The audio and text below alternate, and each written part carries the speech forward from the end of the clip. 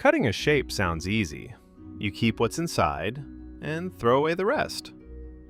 It's something your eyes solve instantly. No equations, no hesitation. But for computers, this simple idea turns into a nightmare. Watch closely. When we try to cut this shape, it doesn't return one clean result. It splits. Sometimes into two pieces, sometimes into three. Sometimes it creates something we never asked for, a hole. And this isn't a bug. It's not bad math. It's not floating point error. This is a deeper problem. For decades, computer graphics struggled with this exact question. Where does inside actually begin, and where does it end?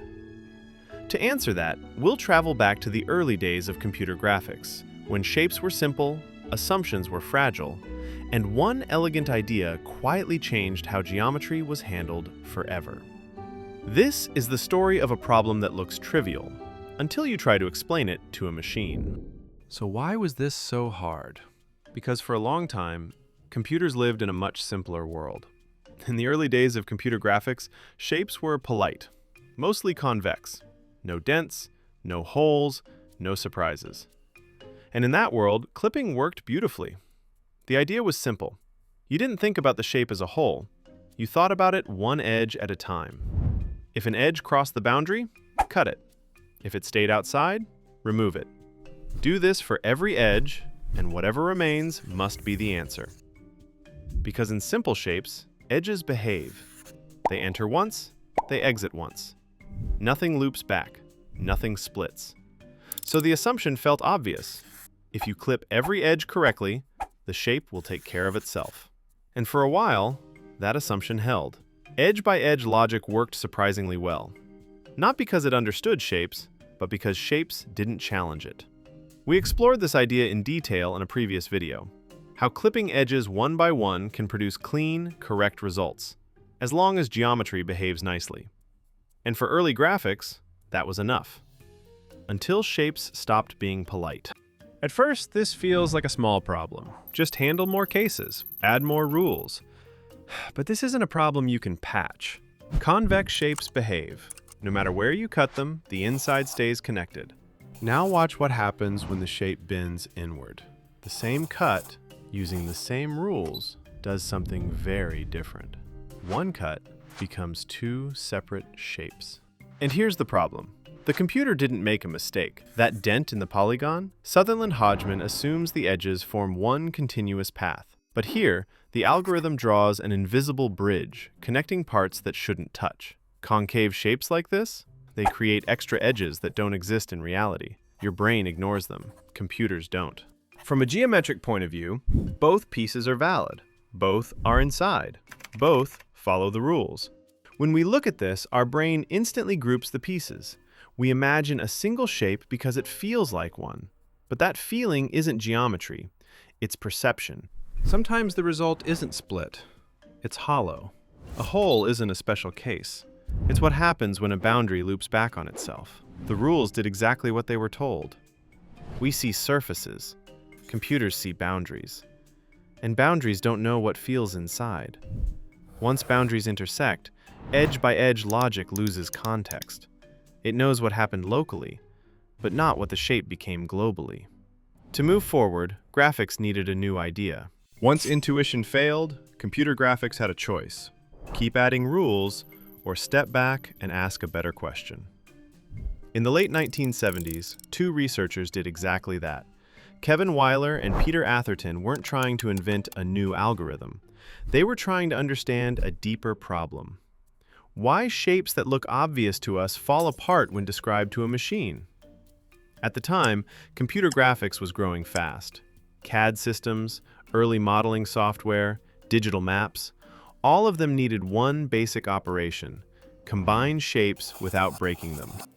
So they started fresh with some new questions.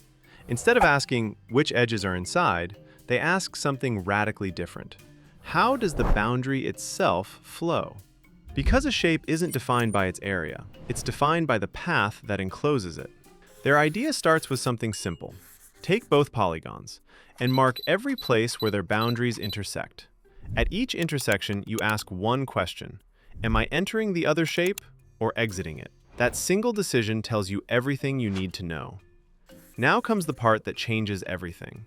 You don't cut edges. You walk the boundary. You follow one polygon until you hit an intersection. Then, depending on whether it's an entry or exit, you switch to the other boundary and keep walking. Each closed walk forms a valid result. If the walk splits into multiple loops, you get multiple shapes. If the walk encloses empty space, you get a hole. The result simply reveals itself by following the paths. This single shift did something no earlier method could. It preserved the shape's structure. Multiple pieces stayed meaningful. Holes stayed holes. That idea became known as the Weiler-Atherton polygon clipping algorithm. And once you understand how it works, its brilliance becomes impossible to ignore. But for all its elegance, Weiler-Atherton isn't magic. It didn't make geometry simpler. The algorithm lives on intersections. Every crossing becomes a decision. And when shapes get complicated, those decisions explode. Geometry in the real world is messy. Lines almost intersect. Points almost align. But computers don't understand almost. They work with numbers, and those numbers are stored with limited precision. This is called floating point arithmetic. It means the computer is always rounding. Tiny errors everywhere. To our eyes, these lines touch. To a computer, they don't. And in an algorithm that depends on intersections, missing just one means the boundary walk breaks. One wrong decision, and the entire result collapses. Weiler-Atherton assumes shapes are well-behaved. Simple polygons, clear boundaries, no self-intersections. Once those assumptions break, the algorithm doesn't know what a boundary even means. As scenes scale up, CAD models, GIS data, the number of special cases grows faster than the idea itself. These aren't design mistakes. And once you understand these limits, the next question becomes obvious. What happens if we rebuild this idea, but make it more robust? In the 1990s, a new idea appeared. Greiner, Horman. They kept the same core insight. Boundaries matter. But they rebuilt the algorithm to survive real-world geometry. This is the pattern you see again and again in computer graphics. Not sudden breakthroughs, but ideas refining ideas. Weiler-Atherton didn't disappear because it solves something deeper than clipping. And once you accept that, every newer algorithm starts to feel less like a replacement and more like a continuation. In the next video, we'll take this idea one step further and see how modern polygon clipping survives the messy, numerical, real world. Because in computer graphics, progress isn't about smarter cuts, it's about better walks.